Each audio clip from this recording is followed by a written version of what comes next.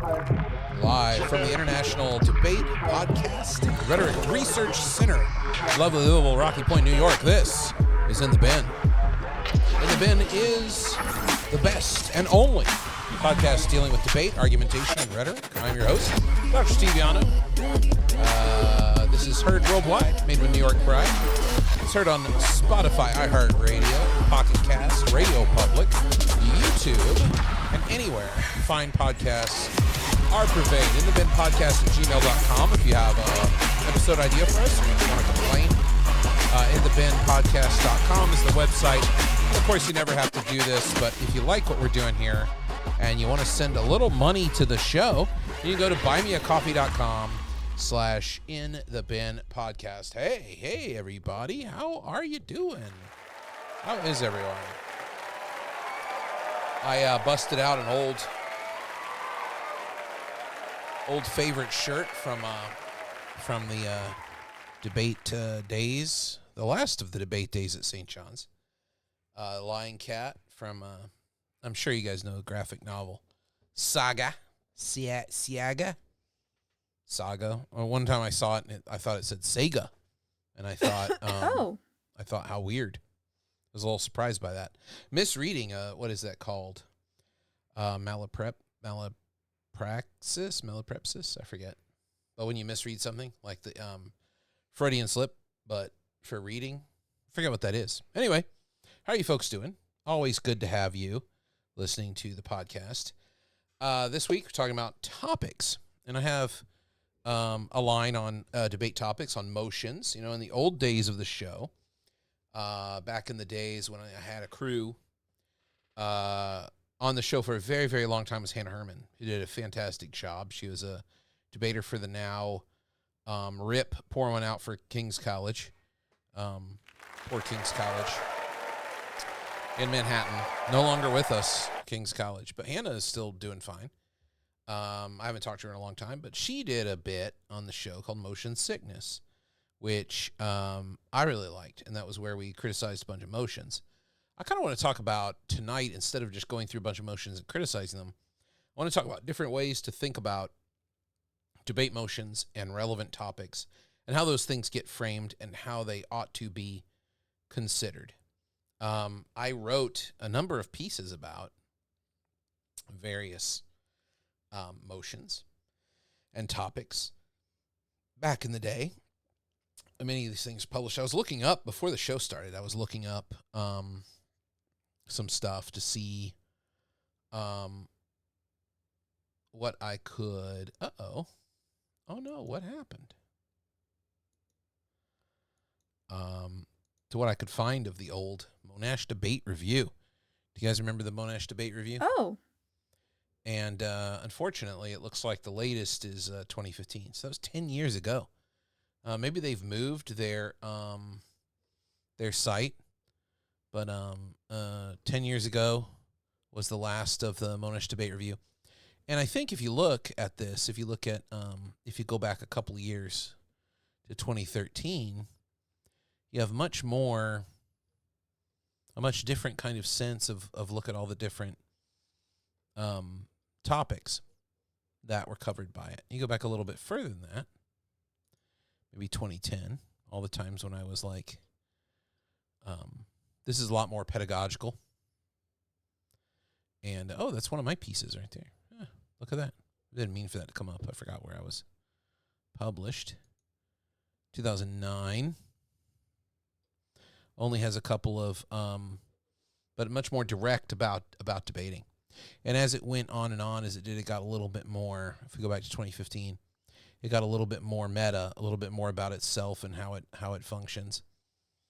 But quite a good journal, and something that's kind of missing in debate, but I wouldn't say that it's missed. I think that the way that debate has gone, and I'm talking about BP debate or World's debate, which I talked about in the last episode quite a bit. In BP debate or international intercollegiate debating in the format of Worlds or British parliamentaries kind of become isolated. It's sort of folding into itself as kind of a weird kind of combination of an M.C. Escher painting or a weird kind of paper, Chinese paper folding, or maybe origami, Japanese paper foldings, folding into itself, but kind of an M.C. Escher way, to where it is trying to both extend a tradition of good debating that everyone involved knows what that looks like and sounds like, what the best debates were and best speakers were, and what excellence looks and sounds like.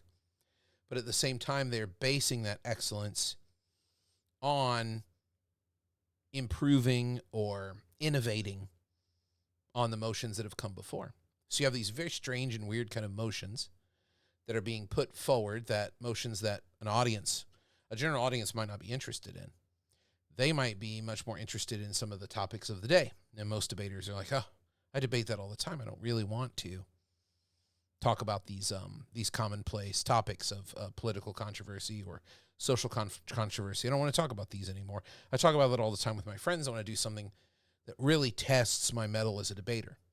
But the standard is in the audience. I think if you had a weird motion and you put it before a general audience and you made that audience laugh or get interested in it, or you welcomed them in some way, you could very easily win that debate on a crowd vote. Of course, a crowd vote might not be considered legitimate by many people these days, but I think that's really the only legitimate way to see that you won a debate is a significant measurable shift of opinion, not even a binary.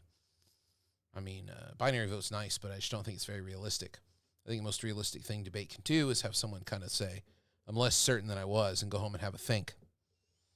And maybe do a little research. And that's what, it doesn't sound like a lot, but that's really where the power of debate lives. So I was looking at Monash Debate Review for that reason, because I'd written in there a while ago about information slides and the downfall of debate. Now, for those of you who come from other debate traditions, like policy or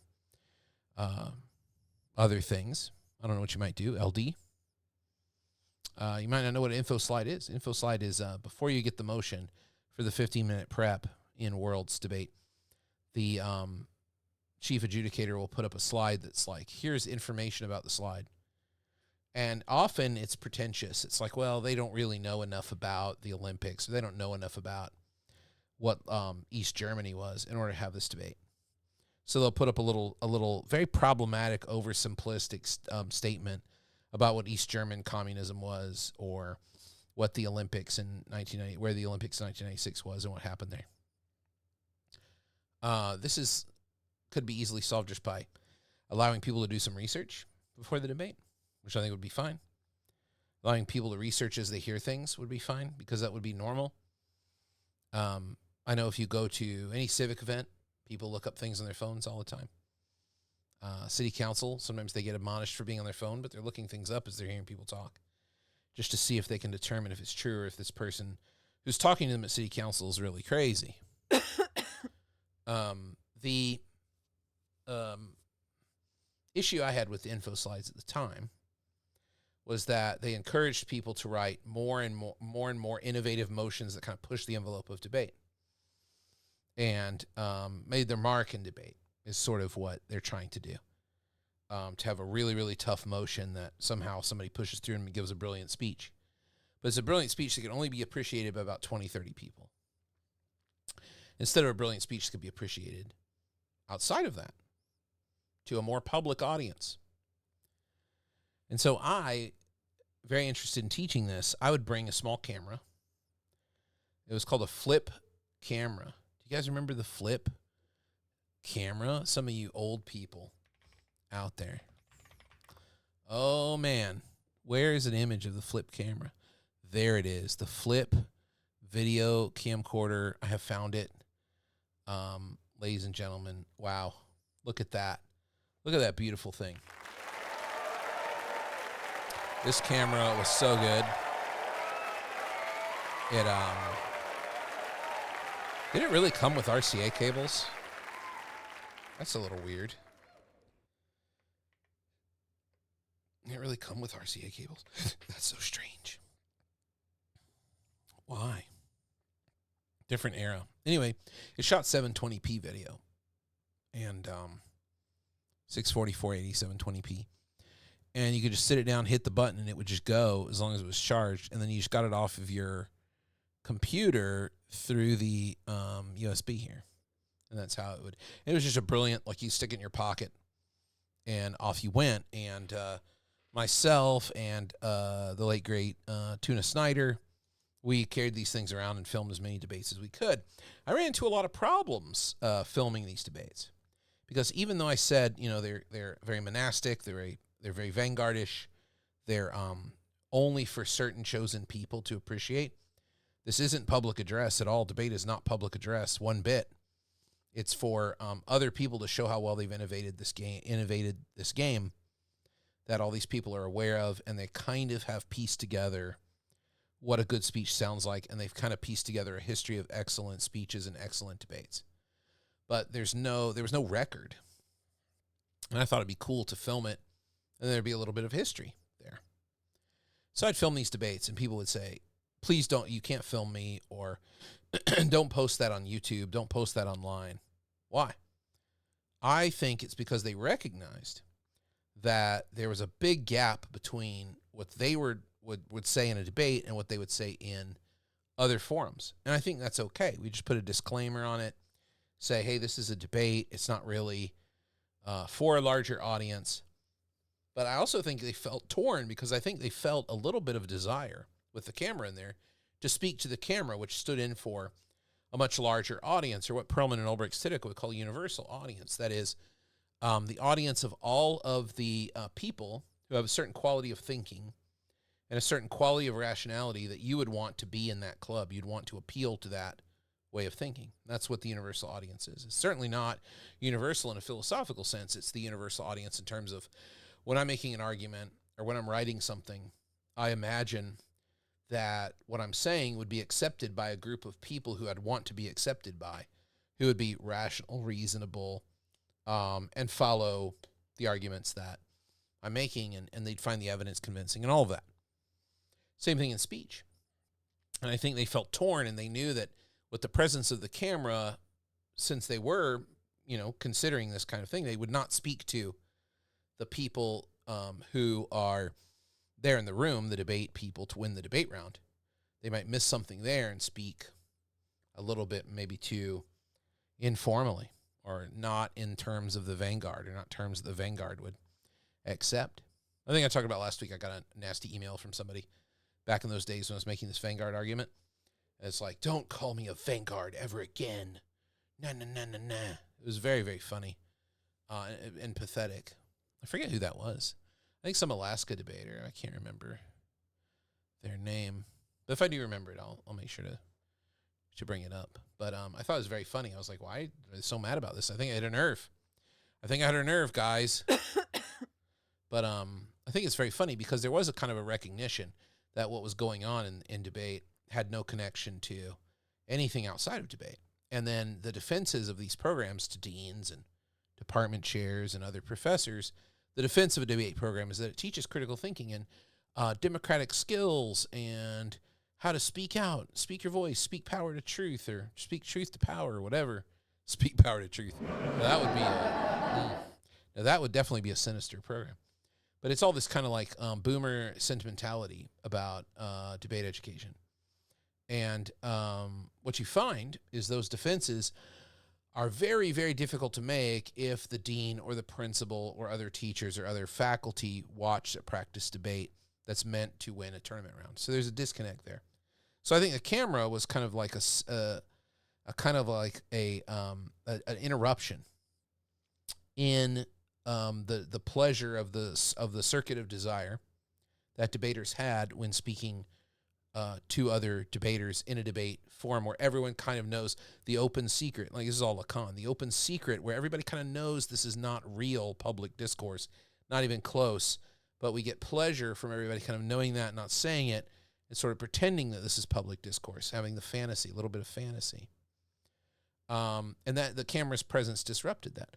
But, I would still take these videos. I'd post them when people didn't say anything. And I got a lot of nice notes from people who were in really poor areas of India, poor parts of the world, saying, thank you for posting these. I downloaded them off of Vimeo, which was a great service I used at the time. I like Vimeo. Vimeo's kind of expensive, so I switched to YouTube because I'm cheap like that. I don't want to pay the Vimeo prices. But YouTube is great and free, but you can't download the video. And these people are in places where the internet's not very good. So anyway, a lot of people like, please take down that video. I'm in it. I'm applying for jobs. I don't want employers to see this. Okay, very strange. Why wouldn't you want them to see that? Because it looks so odd to them and so much not themselves and so much not like reasonable discourse that they're afraid the employer might get the idea that this person is not reasonable. So this is the threat of, this is what tournaments have done. They've made this little bubble universe, or like what Chogyam Trungpa would call a cocoon, where on the inside of the cocoon you think you're seeing reality, but you're seeing this thing you've woven yourself. And everybody's thinking, oh, I'm very good at debate, I'm very good at arguing, but you put them in front of an audience, and a lot of these things that they're saying are like, well, first of all, too fast. First of all, a lot of nonsense technical things that the tradition of debate mandates you do. Kind of like if you watch Bridgerton, the formal dances, the things that you have to do before you do the dance, the different moves, all lost on us. But in 18th century England, everybody knew that. That's as important as knowing, I don't know, popular memes or something. It's just as important for social lubrication, right? The lubricant that makes the social possible. So all of this is to say that I'm very, very surprised when I did the episode last week how many debate videos I found. So many debate videos, and they're not even prefaced with anything like a warning or a consideration. They're just out there. And I think there's two reasons for this. First of all, the algorithm has become so good that no one will ever accidentally find a debate video. They're going to be looking for it. This is why you find round robins and the TOC and the NDT and CETA post tons of debates. People are posting all of these debates. And I just think people don't even really mind that they're being live streamed or that these debates are being posted because they know the algorithm will protect them. No one's going to accidentally find a policy debate. Not anymore. Like the fear of, when was it? Like 2011, the fear of the Policy Debate League and all of these right-wing journalists going and finding debates and cutting them up and remixing them and saying, look at how racist and how idiotic debate speech is. But it's the classic move of a lazy critic to take something out of context and be like, oh, this is the classic move when you go to the art museum and you're looking at modern art and people are like, oh, I could have done that. I mean, it's completely out of context why it's not up there because you couldn't have done it.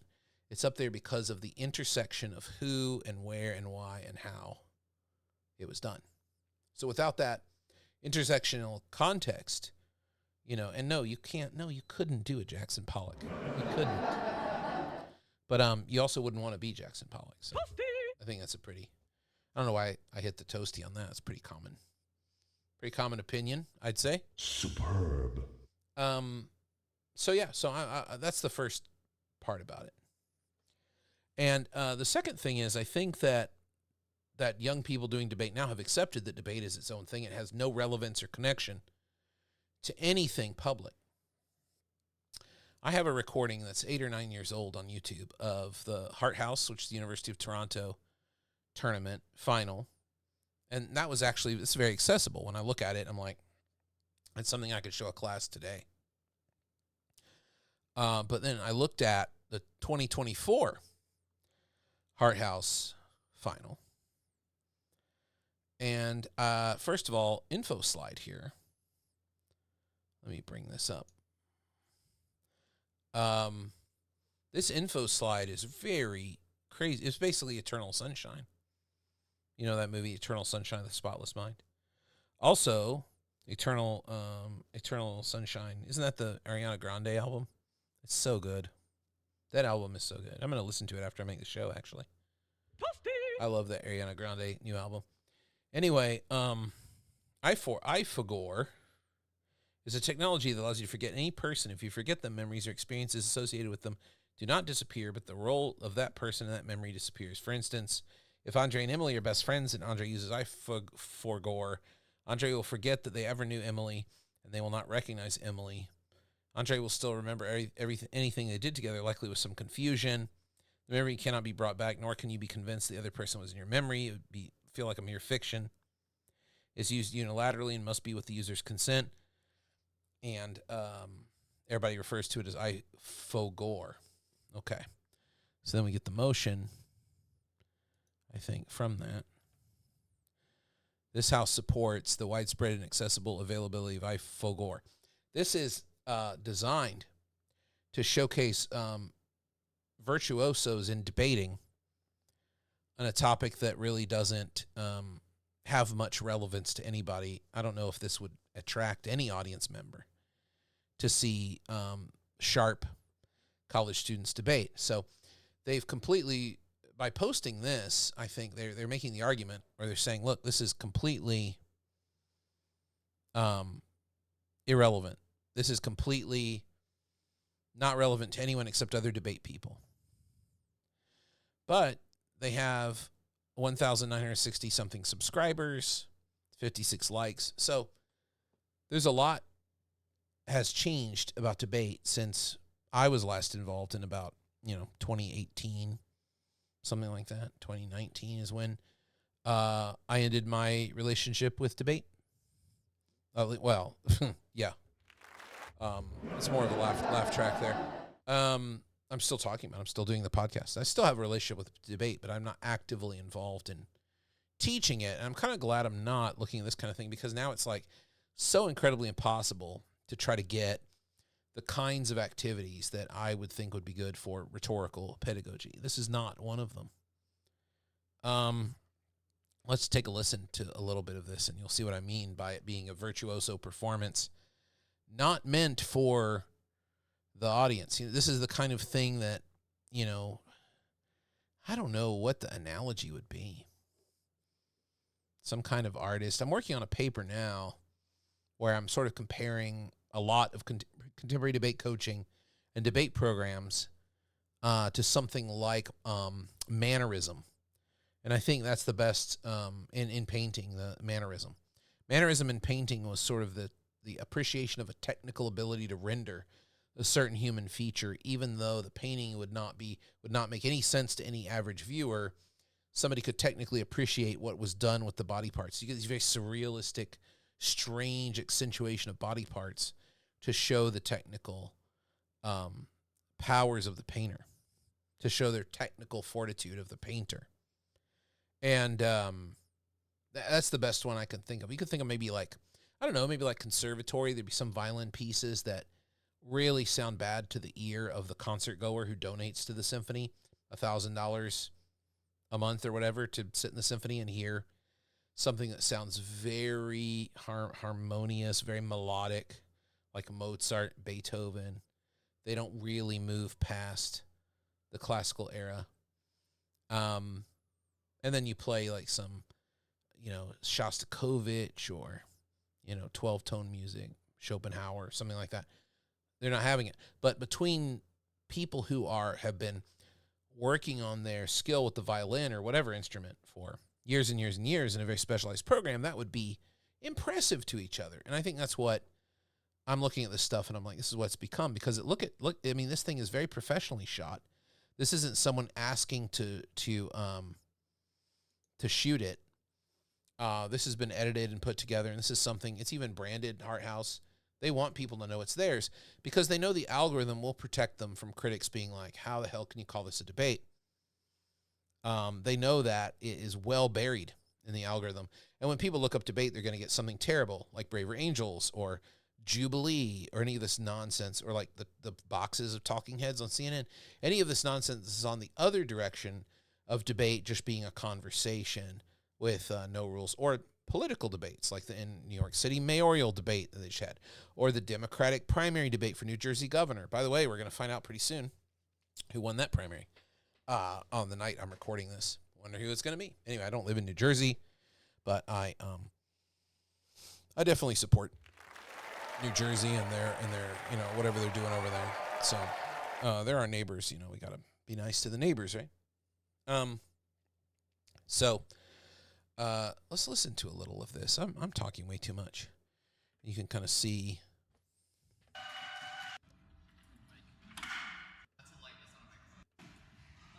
He does need a better mic. It's true. Got the phone timer. The phone timer is very familiar. I think everybody no matter what era of debate you're in, if you debated from the 1990s up until today, using the timer for your speech is like that's a common place we can all get behind.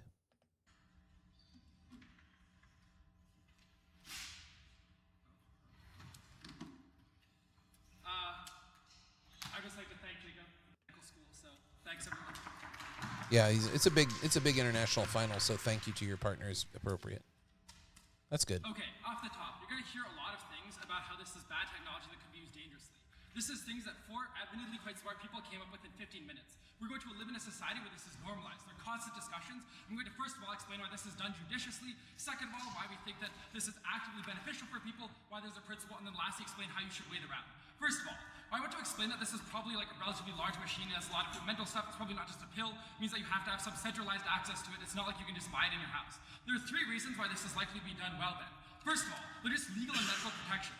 This is seen as a permanent change, and major modifications often require things like legal protection.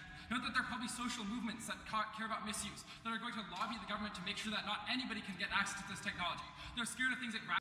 Nobody would speak like this about a technology debate outside of an intercollegiate debate competition. But this is what the tournament rewards because of those two factors. I think this is evidence of those two factors before, is that it's a virtuoso performance for other virtuosos. This is a performance of what I need to do technically to appease whatever the narrative, oral tradition of excellent debate is. What do I need to do? What's the strategy? Oftentimes people say, what's the strategy? And then it's also kind of that I'm going to innovate and do something really powerful and new. And so it's very, very weird in any debate, and any audience member would tell you, if the person got up and started talking about how little they prepared and what the other side is going to say, instead of standing for something and saying why they believe it to be good. It's purely defensive of whatever this machine or device is. So I saw this, I started thinking, man, this is going to be easy fodder for thinking about the podcast episode. But not so fast. I think that there might be a defense of this. I'm certainly not interested in it. I don't find it to be valuable one bit. But there is a piece I've been wanting to talk about a little bit, and I have found here a copy on the Internet Archive of Dorothy Sayers' Lost Tools of Learning, which was published in 1948. It's a magazine article she wrote in 1947. She's an Oxford-educated person, hung out with the Oxford crew of the time. That would be like Tolkien and people like that. Hung out with them. And it's a pretty amazing little book about education. And there's a couple of points in here I wanted to kind of make in relation to what we just heard and what I just talked about in terms of motions. I think it's worth reading on your own. But I want to start here on page 3. And I'll try to zoom this in a little bit so you can hopefully read some of this text. Yeah, that's a bit better, huh? I don't know if you're watching on video or listening on audio. Either way, I appreciate you being here. I think it's great. Now, this is 1948, so bear with me. I'm going to read some of what Dorothy Sayers... Dorothy Sayers was famous for writing mystery novels. She's a very famous novelist, and kind of like in a literary writing circle that became very, very famous. And she was like a famous writer on her own. Very smart kind of literary critic type person. Was very familiar with it, but a producer of literature, but also a consumer of it, and enjoyed being in a literary circle, which is, something that we don't really have that much anymore. The idea of people getting together and writing together and sharing their writing, like writing groups. They're around. And I think with the power of the internet, they could be even better. You don't have to meet in person. You can kind of meet at whatever weird time you want. Don't have to wear pants, all this kind of stuff. I think it's great. You don't have to dress nicely, whatever. This is her writing.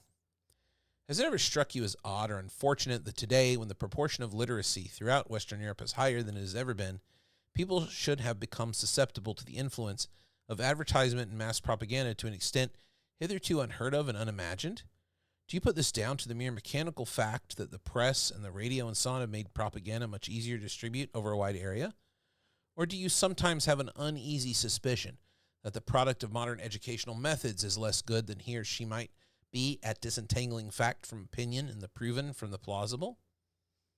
Have you ever, in listening to a debate among adult and presumably responsible people, been fretted by the extraordinary ability or the extraordinary inability of the average debater to speak to the question or to meet and refute the arguments of speakers on the other side? Or have you ever pondered upon the extremely high incidence of irrelevant matter which crops up at committee meetings and upon the very great rarity of persons capable of acting as chairmen of committees? And when you think of this and think that most of our public affairs are settled by debates and committees, have you ever felt a certain sinking of the heart? Have you ever followed a discussion in the newspapers or elsewhere and noticed how frequently writers fail to define the terms they use? Or how often, if one man does define his terms, another will assume in his reply that he was using the terms in precisely the opposite sense to that in which he has already defined them? Have you ever been faintly troubled by the amount of slipshod syntax going about? And if so, are you troubled because it is inelegant or because it may lead to dangerous misunderstanding? Do you ever find that young people, when they have left school, not only forget most of what they have learnt, that is only to be expected, but forget also or betray that they have never really known how to tackle a new subject for themselves? Are you often bothered by coming across grown-up men and women who seem unable to distinguish between a book that is sound, scholarly, and properly documented, and one that is, to any trained eye, very conspicuously none of these things? Or who cannot handle a library catalog? Or who, when faced with a book of reference, betray a curious inability to extract from it the passages relevant to the particular question which interests them? Do you often come across people for whom all their lives a subject remains a subject, divided by watertight bulkheads from all other subjects, so that they experience very great difficulty in making an immediate mental connection between, let us say, algebra and detective fiction, sewage disposal and the price of salmon, cellulose and the distribution of rainfall, or more generally, between such spheres of knowledge as philosophy and economics, chemistry and art? Are you occasionally perturbed by the things written by adult men and women for adult men and women to read? And then she gives a quotation. And then she says, if these things kind of bother you, then the problem would be that we teach things as subjects and not as methods. And of course, she goes back to the trivium.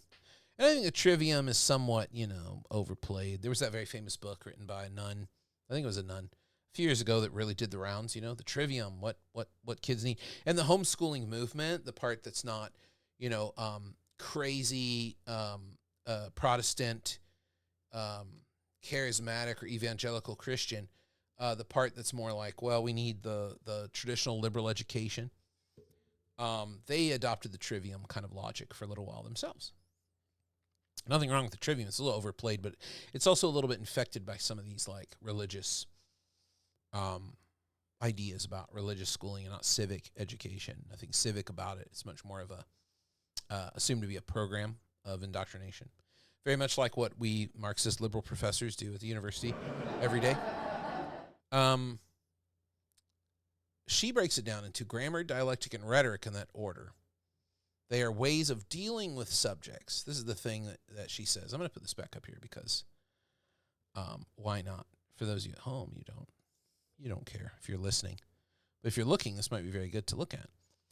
The trivium preceded the quadrivium and was the preliminary discipline for it. It consisted of 3 parts: grammar, dialectic, and rhetoric in that order. Now, the first thing that two, at any rate, of these subjects are not what we should call subjects at all. They're only methods of dealing with subjects. Grammar, indeed, is a subject in the sense that it does not mean definitively learning language. At that period, it meant learning Latin. But language itself is simply the medium in which thought is expressed. So what she's saying here is that they are methods of dealing with subjects. This way, you can see the connections between the different subjects. Now, if we go back to the short amount of the video that we watched, and if you buy my explanation for why that video is painful to listen to and of zero interest to anyone interested in debate, unless you're a competitive debater right now, in the world's format, or BP format. If you're into big international IVs, that debate's going to be of great interest to you. I tried to show a world's final to a debate class that I taught, and they were like, we can't understand anything he's saying. This doesn't seem relevant to us. And all it did was make them feel bad about their foray into debate, which was actually quite good because they were hitting on universal audience. The people in the video, if you watch the entire House video, have no conception of how to reach the universal audience or how to invent arguments based on that. Now, do they need to know that? We could debate that for sure. But it's a lot, a better training, a better practice to deal with different things rather than to learn the subject of debating. Debating should be much more of like the trivium rhetoric, a method for handling different subjects.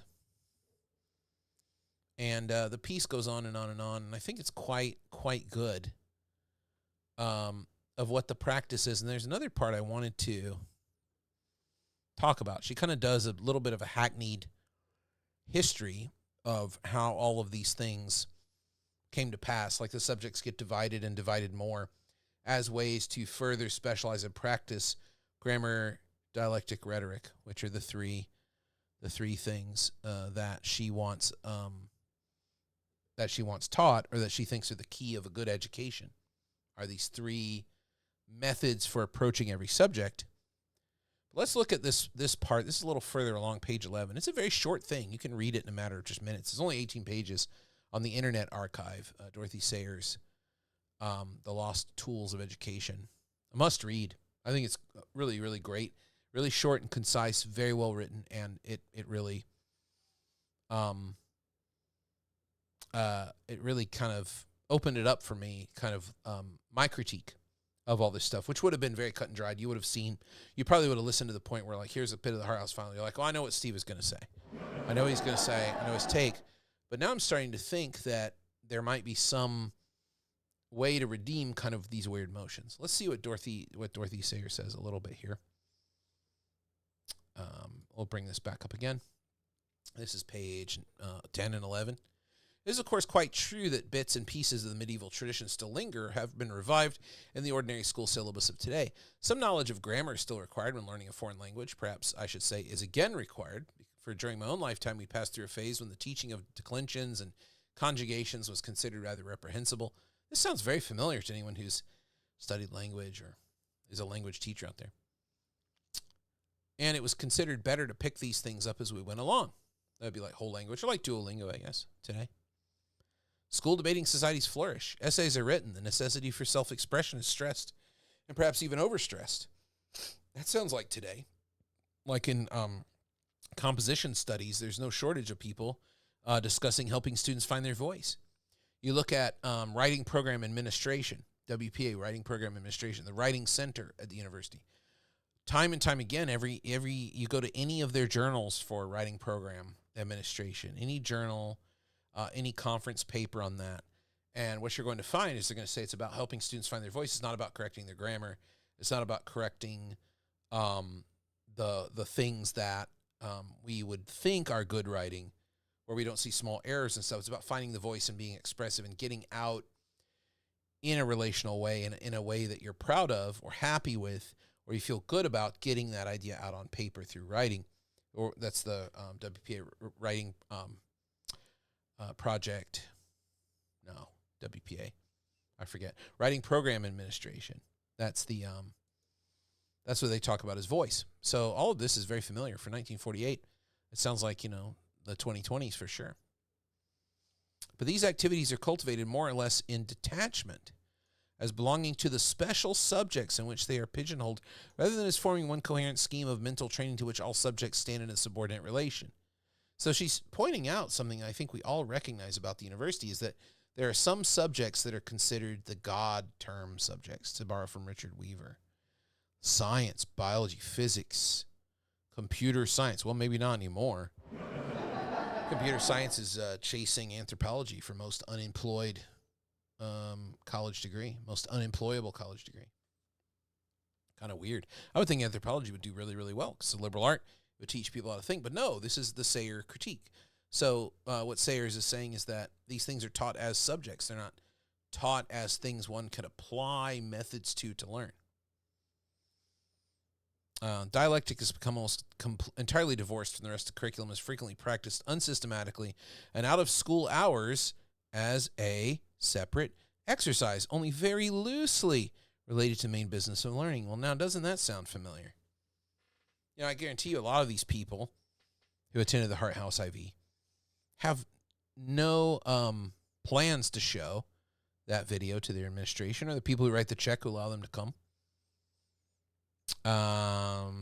Student affairs, student services, student clubs.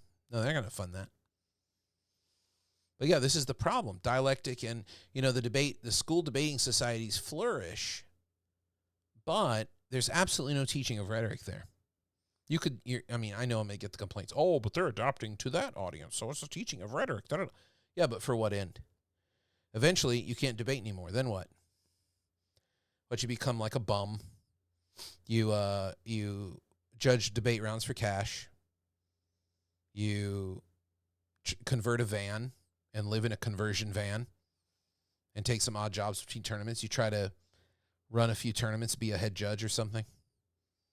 Pretty sad. You don't really know anything but the operation of the separate exercise of sport. The subject is too narrow. The practice is what should be taught.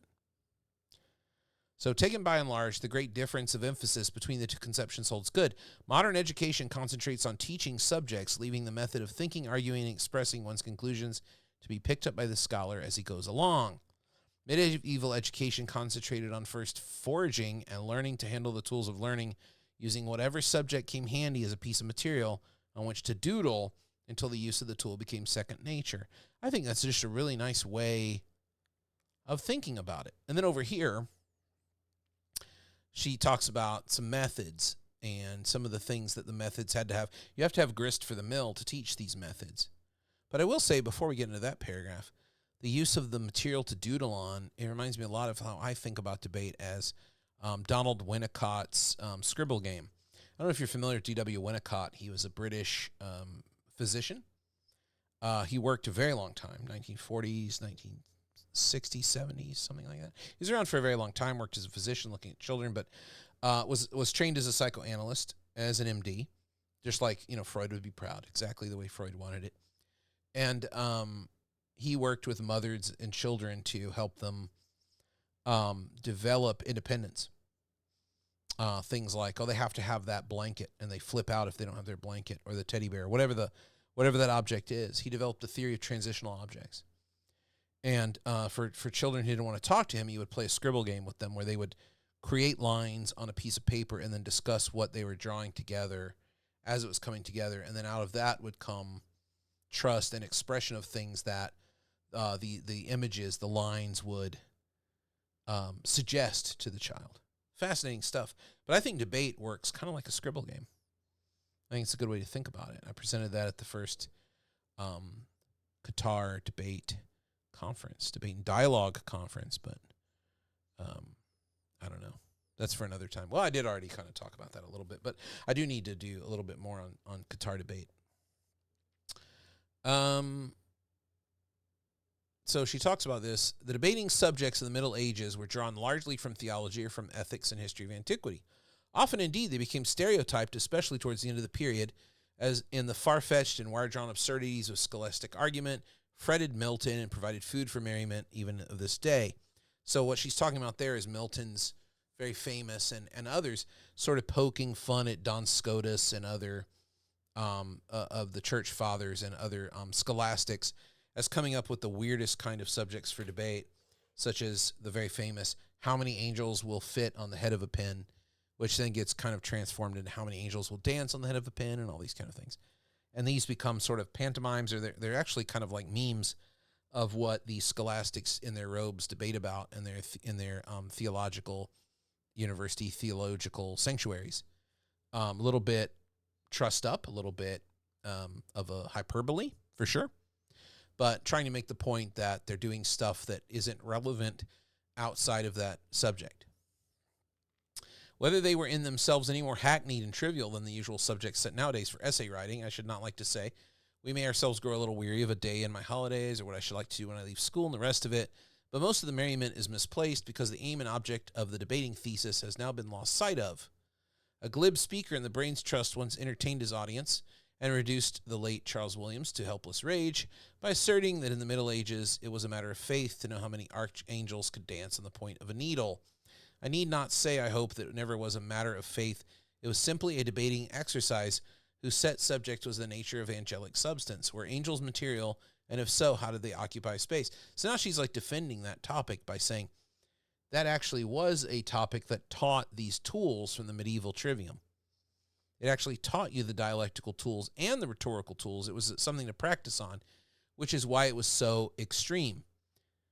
Like the answer usually adjudged correct is, I believe that angels are pure intelligences, not material, but limited, so they may have location in space, but not extension. An analogy might be drawn from human thought, which is similarly non-material and similarly limited. Thus, if your thought is concentrated on one thing, blah, blah, blah, blah, blah. She goes on and on and on.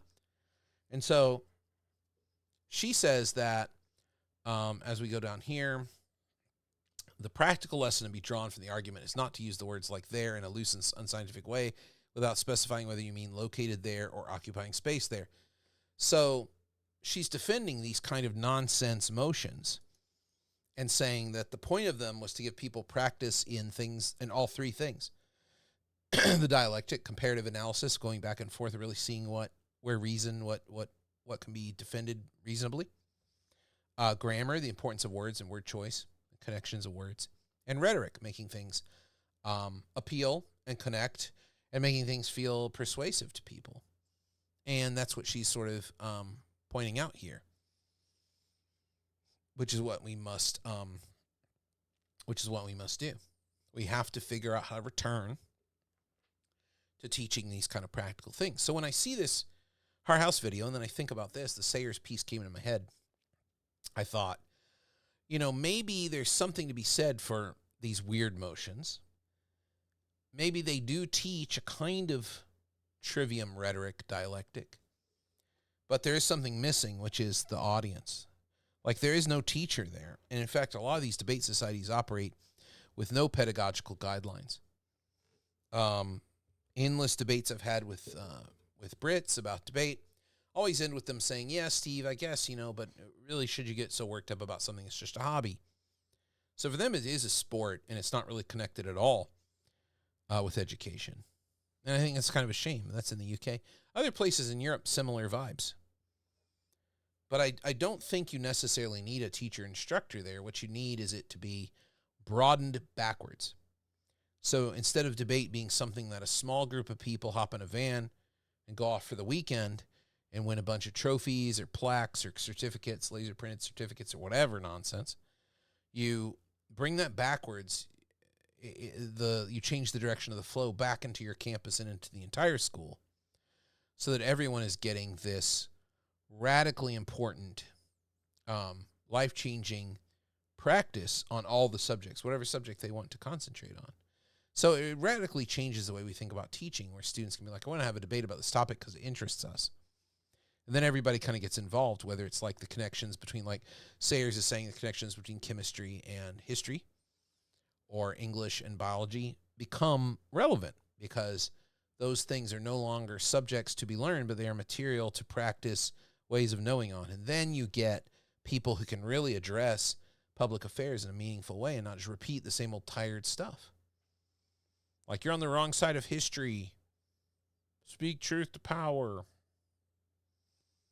It's just the same tired, these phrases they say because they feel like, very much like a debater, that they need to tip the hat, bend the knee to the traditions of rhetoric that they are familiar with, which are these phrases that one always says, like, this is unacceptable, or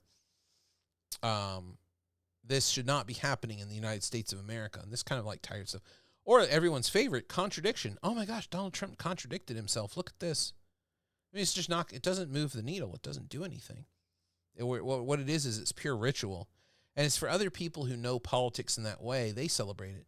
People who are already convicted Democrats. Well, convicted Democrats is a very good. Convinced Democrats or convinced Republicans are already going to smile and smirk and see the move you made because of the vanguard. You're speaking to the vanguard and you think you're speaking to the universal audience. That's the problem. So in Sayer's work here, this 18-page, very lucid 18 pages and very sharp 18 pages about teaching, there's a lot here and a lot that recommends a kind of a debate with weird topics. But what's missing from Heart House? The audience. That's what's missing. You got to have a universal audience. So you have to have an audience there to be like, I'm going to guess that they're reasonable, and I'm going to appeal to their reason. You know, when I was doing the motion debate with really, really smart, cool guy, Evan, we were doing the motion debate in New York City. As we brought in more experts and as we brought in more intercollegiate debaters, as debaters, the thing kind of whittled down and evaporated because college debaters think that they're speaking universally when they're speaking to a vanguard. They think they're speaking to the way people are, but they're speaking to what they wish they would be. And that's what speaking to a vanguard is I'm speaking to you in the terms of how I wish you were, not how you are reasoning. So that's that. So I guess it's a softer position. Maybe it's not a softer position. But I do think that there might be room for weird motions just to be able to practice some of these things and not get kind of tired, like Sayers talks about the argumentative, the debate paper themes or the persuasive essay themes of what am I going to do with my summer? What am I going to do after I graduate? And these kind of themes. But these are like evergreen kind of topics, but it is connected to modern or contemporary. Any contemporary debater will be like, I don't want to debate that topic. It's so boring. Well, it's boring to you because you're a professional debater. You study this stuff. You practice it. Boring to you, but it's all about reaching the audience. And it becomes interesting when you start to think of all the small changes in wording and approach that can make a huge difference for whether an audience moves more your way on a shift of opinion or if they keep their own attitude, right? So, yeah, that's what I'm thinking about. Thank you guys for listening. I appreciate you guys tuning into In the Bin every time. Please send me an email if you liked it. If you didn't like it, you have something to say, inthebinpodcast@gmail.com. Inthebin.com is our website, and of course, you never have to do it, but if you want to send some money our way, you can go to buymeacoffee.com/inthebinpodcast. Thank you guys so much for listening. In the Bin is a production of International Debate Research Associates, LLC, who's solely and totally responsible for the content. See you guys on the next one.